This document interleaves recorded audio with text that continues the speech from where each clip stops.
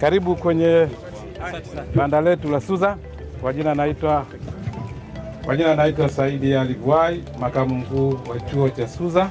Karibu kwenye banda letu la Suza.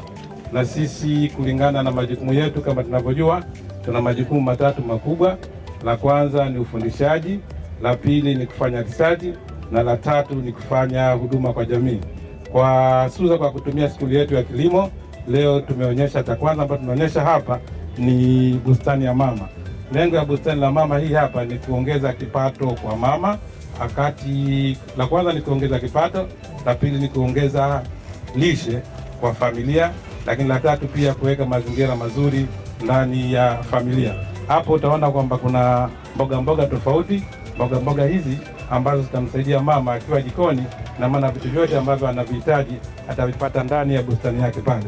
Lakini kwa sababu kama wanavyoziona zitakuwa na uvunaji wake utakuwa na ziada, hivyo anaweza pia akauza ili kujiongezea kipato. Lakini pia kuna miti mingine ya bustani na maua ambayo atafanya mazingira ya nyumbani pale mazuri na aweze kuvutia zaidi.